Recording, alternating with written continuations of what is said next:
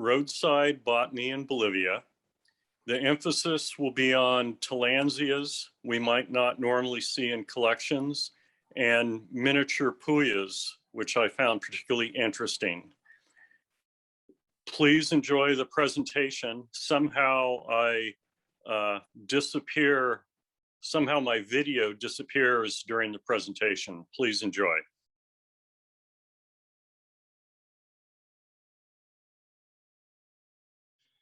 Bolivia is pretty interesting.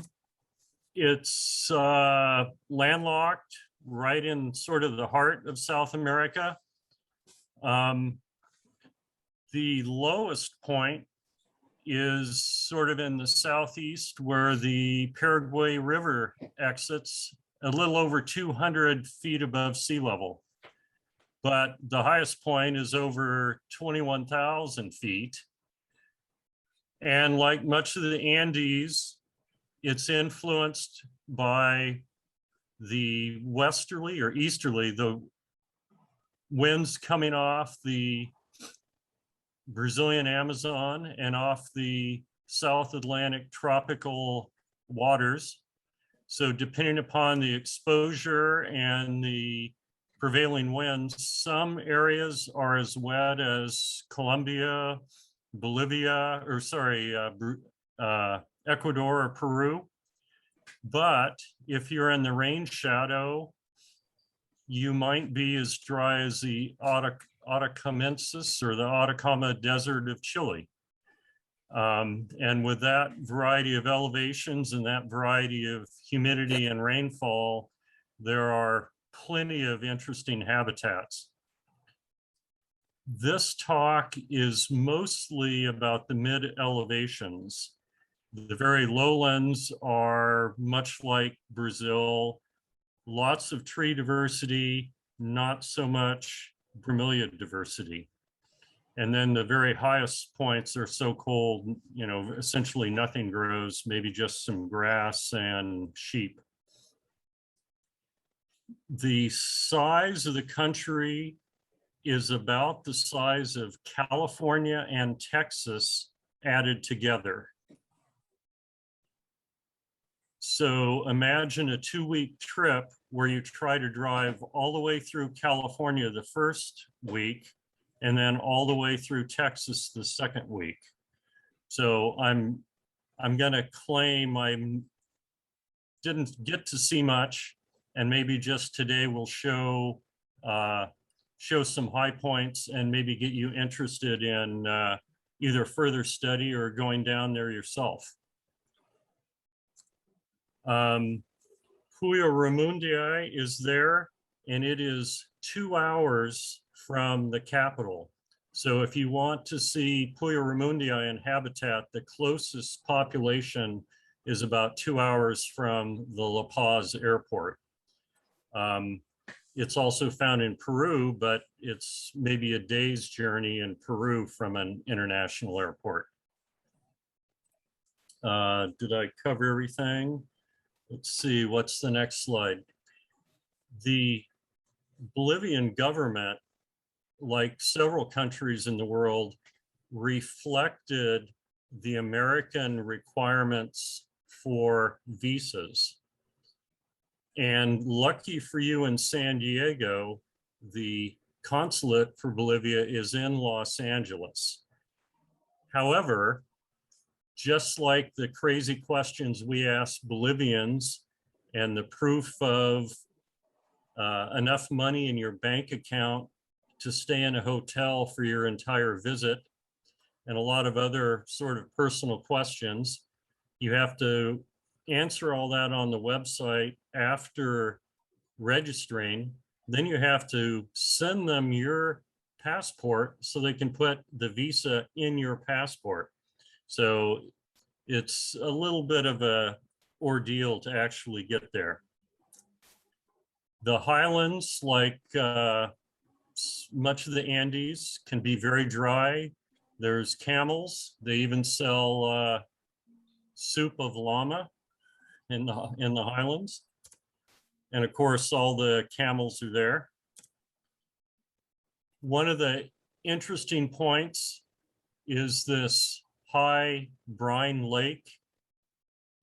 Let's see, it is about 12,000 feet. It is the size of Delaware and Rhode Island combined. It has a few of these rock islands with some very interesting, really beautiful cordons. That's I guess it's an Echinopsis autocamensis now. The salt is actually over 400 feet deep. And I didn't know this when I visited there, and I probably would have been concerned, but the salt crust is only a meter or two thick, and it's actually deep down in just a brine lake. It is considered the largest source on Earth of lithium. And as we all know, the batteries for cars and solar electric storage is using lithium batteries. So there's large plants removing the brine from below the crust and extracting the lithium. Around the edge where there's some fresh water flowing, there can be, of course, biology and botany and bird life. That happens to be the James flamingo, fairly uncommon and actually quite a beautiful bird. Moving right along, Bolivian culture, 90% Christian, 70% Catholic today.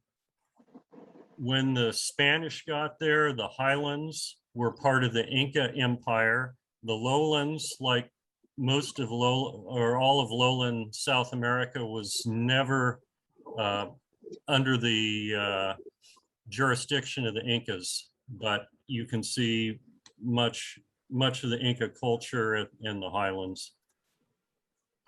This presentation is roadside botany, and I have good friends who I respect who are very disparaging about roadside botany, but I hope I have enough interesting pictures to justify both my travel and your time watching the slideshow. You know, just right on the side of the road, there's enough interesting things that you just always amazed. This happens to be the white-fronted toucan. It's found from Mexico to Bolivia, but kind of each country has its own name for it. They call this Cuvier or Cuvier's toucan. There's, of course, the famous macaws. Plenty of interesting cactus, some big, some small, some lithophytic, some epiphytic. And of course, I like these big cordons. The tunarensis is a famous one. Plenty of moist environments. One thing that surprised me a little bit, I've traveled extensively in both Ecuador and Peru, and virtually all the orchids are stripped out of the roadsides in those countries. There are still a fair number of orchids right on the roadside in Bolivia. I think that's a reflection of how little travel, maybe how little nurseries there are in Bolivia exporting orchids to the rest of the world. But both the birds and the orchids, to me, indicate it's still a rich habitat with lots of interesting things to see.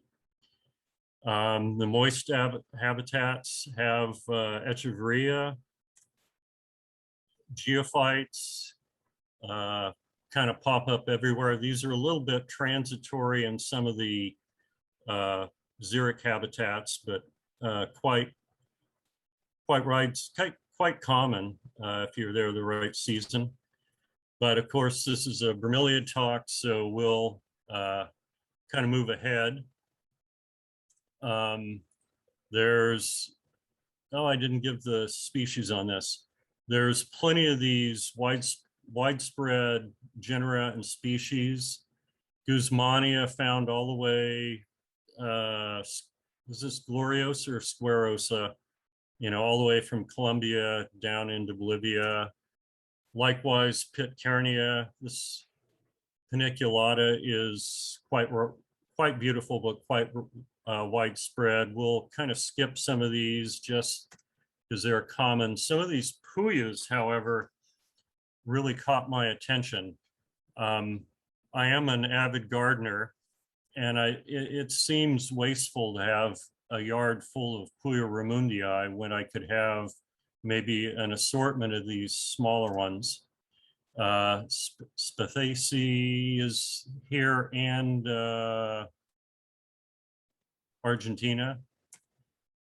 This one sort of violates my rule of thumb, but the spike to leaf ratio is high enough, and it's in a xeric habitat. I thought this would be quite a good garden plant for coastal California.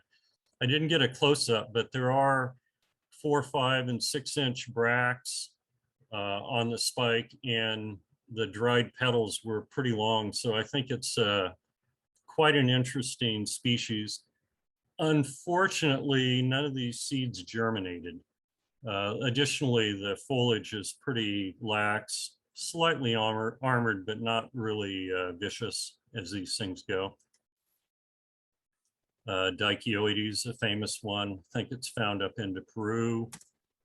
Laxa, my clone is a lot fuzzier, and my clone is not as colorful, but this is the only ID I could find for this plant. But, you know, an interesting one. Easy grower for me here in the Bay Area. Rauhii, one of these massive, dangerous, but interesting flowers for especially for the hummingbirds that can go and come without danger of too much. This is one of the more miniatures with a very soft foliage. You can run your hand over the leaves, and you can detect some little thorns. I believe I have this in my collection. I believe I got it from Betty Patterson. It's maybe a foot tall spike with just slight branching, but again, the quite nice petals and the flowers contrasting or even technicolor petals. I believe you have humilis in what used to be, when I was there, Quail Botanic Garden, but in the San Diego Botanic Garden. I think I saw this in the garden there. It's easy up here, not the best one I saw on the roadside. This was similar, maybe a little smaller than humilis, and had much more of a foxtail inflorescence. And again, I find the contrasting dark petals against the darker, almost red bracts, quite nice. A little bit more armored, and again, foot long leaves. But I'd enjoy this in my garden. I had quite good germination with this, and it seems to be persisting in my culture. Most of these are sort of mid-level. They might require a little bit more cool nights than you can provide in San Diego, but I'd say most of these I'm showing are probably good subjects for even San Diego. Maybe my favorite is prosane.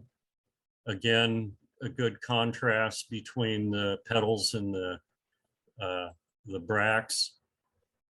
You'd be hard pressed to find a spine on the leaf there, or the leaf is so soft it would, you know, just I don't think you could cut yourself or poke yourself if you tried.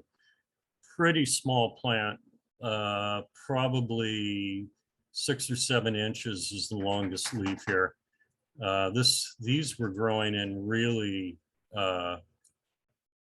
almost a lithophytic condition, not much more between cracks and rocks than out in an open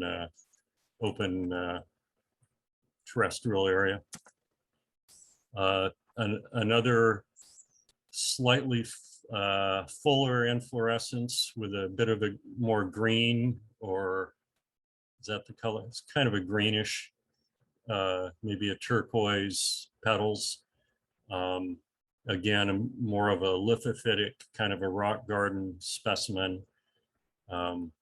Maybe this might have been 10,000 feet. So this might be more challenging in San Diego. And probably my favorite is Minima. Again, a good specimen, a little stiffer leaf here. You might actually get poked if you cuddle with this too much, but the leaves here, before they were eaten by the sheep and goats or whatever, the leaves might be 4 or 5 inches. And the spike is, again, 2 or 3 inches was more common. There might have been a spike that was 6 inches, but I could see having this in my, either in my collection or in my garden. I appreciate that some of these puyas can be very slow in cultivation, and you hear stories of 10 or 20 years or even longer before flowering. I'm going to find out how long it takes to flower these. They don't seem that slow so far, and so I'm optimistic that these might be something a bromeliad enthusiast might enjoy. And then actually, and quite down in the lowlands, there are a few puyas. Some of them are kind of big and nasty. This was more of a moderate one. This was on a dirt road in a rush day, so I didn't actually get anything other than pictures out the window. There's, of course, plenty of deuteraconia down there. Some of them out of reach or hard to get a photo of, but they're certainly around many of the rocky and undisturbed areas. You can see the habit in the upper right, the elongating rhizomes and occasionally forking or branching. And of course, the characteristic green flower, I guess that's Lawrenceana, bottom right, but tucked in, you know, in just the most beautiful cactus garden you could imagine. One you don't see too often, and not surprising, but I did see this finger-like deuteraconia there. I'd say they're more claw-like, but someone named them as more finger-like. A real high altitude, just in some of the most abused habitats, but they do have a little yellow flower, and quite widespread longipetala. Lower right, when stressed, do color up a little bit. Certainly not as exciting as some of Andy's hectias, but if you abuse them enough, they can color up a little bit. And then a little bit showier when in flower, Mesiana. Flowers, again, I believe are green, but some of the bracts are quite colorful. A little bit bigger plant, and like longipetala, not super friendly, might be something you want a little bit of back away from the garden path. You know, I've had Tillandsias off and on over the years, and I'm just always amazed at, you come across what seems like just the most dry, desolate, high altitude, uh, sickness inducing climate, and the houses are being crushed by the loads of Tillandsias growing on them. There are plenty of little miniatures all through Bolivia. I'm pretty sure this is capillaris. Have to have Pam give me a lesson on all the varieties of capillaris and what defines them. But as you see, this is on a cactus, so very, very dry habitat. Bandensis is found there. This is in cultivation. It's seemed a little bit wiry, a little bit more open or lax in this specimens I found down there. They're more seem to be a tighter growth than the ones in cultivation I've seen. And of course, they just come in so many shapes and sizes. Just walk around the tree or walk around the cactus and get the right exposure where the moisture seems to come in at night, and these things are just thriving.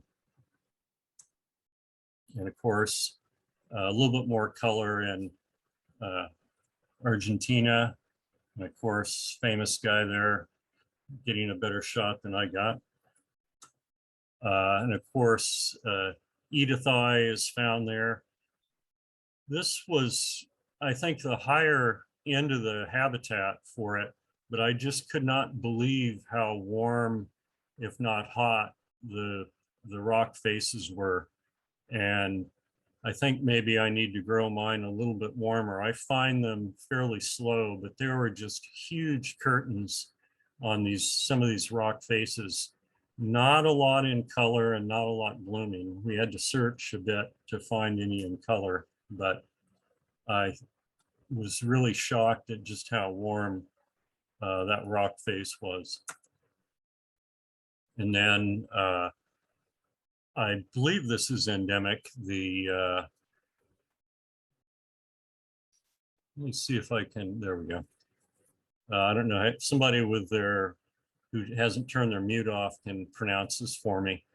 A lot of these were fairly green. Only a few were colored up. They tended to be in a darker habitat or in a darker location, but I did find a couple that were would look nice in a collection. There are a handful of similar Tillandsias on these rock faces, and I regret to say I did not get any with flowers. There's actually 2 or 3 with a simple blade spike, and without flowers and without really seeing the bracts in color, this is potentially an erroneous. It's been pointed out this may actually be mislabeled. My apologies. And then there are some very colorful varieties in the wetter mesic environments. And of course, on the roadside habitats, sometimes you'll see the farmers have been picking them up or selling them on the side of the road. And so you can often get a really good close-up. But we did also see this in habitat, and I was unable to get seeds of this to germinate. There were seeds in habitat, but somehow maybe they weren't fertile. And then one of my favorites is the Didysticta. Again, a bit of a drier habitat and a little bit more protected environment, not at the very highest position either in the cactus or in the trees. and of course, Doradii, sharing a border with Argentina. Many of these are also Argentine, or some of the Argentine sneak into Bolivia. And one of the more spectacular and larger Kirchhoffiana, in the forest or as a terrestrial, they were really giants. On the left, that's easily a 9-foot, usually a 12-foot specimen, well, maybe 10-foot specimen. I'm over 6 foot, and I'm actually not truly standing at the base of the plant. But on the cliff faces,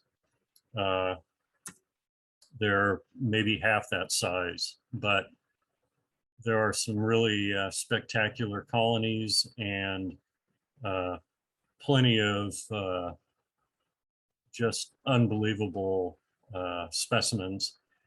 I believe this is in cultivation. I actually purchased one from Rocket Farms up here in Half Moon Bay. So I believe probably Bach or someone's mass producing them. I believe I saw a Bird Rock website with an inflorescence in the background. An easy one for me up here is Lawrenciana, not the most spectacular, but they have nice cascading lax foliage that's can be attractive. And then of course, also in Argentina and making it into the south is the ginormous Tillandsia australis.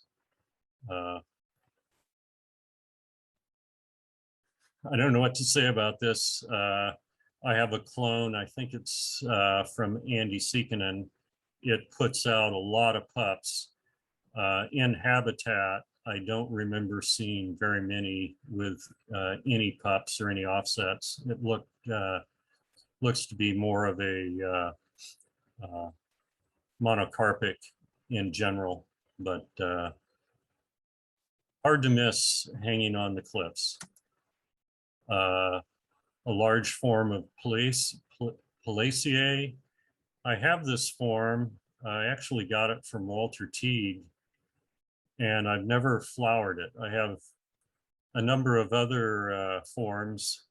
I'm going to say Palaceae is almost as varied as Latifolia, and I do bloom several of the others. I've not bloomed this plant often a foot or even 18 inches tall. I'm not quite sure if it needs more warmth or if it needs more light or cooler evenings. It grows well for me, but didn't see any spikes on this in habitat either.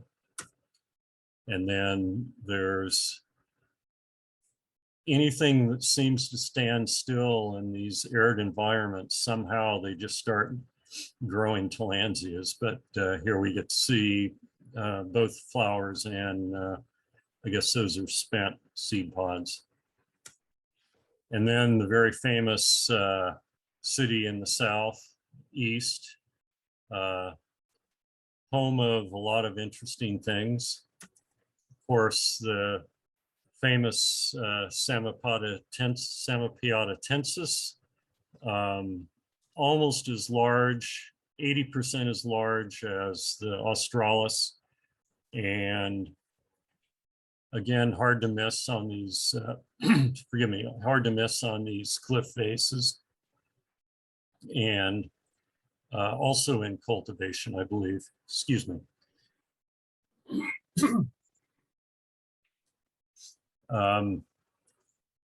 I have this outside in Oakland. It seems to be pretty happy.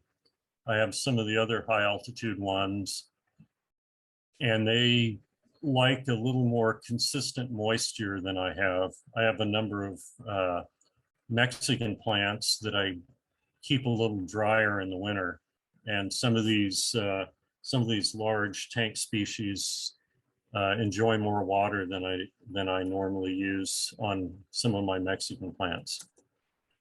Of course, the widespread Streptocarpa, a number of clones, fragrant, some in fairly mesic habitats and some in obviously very dry locations.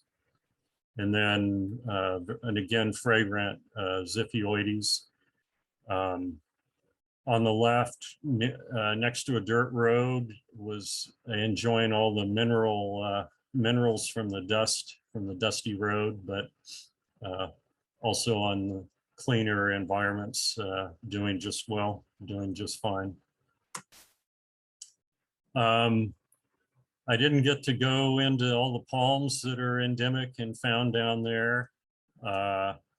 Additionally, there's a widely cultivated plant, and every time we stopped at a cliff face, we were looking for this. This has never been rediscovered in habitat, and so a lot of the gardeners and hotels had these growing. I think I have a pot of it hanging outside here in Oakland, but have to go back and hike over one more hill and see if we can see this hanging from a cliff. And thank you for your attention.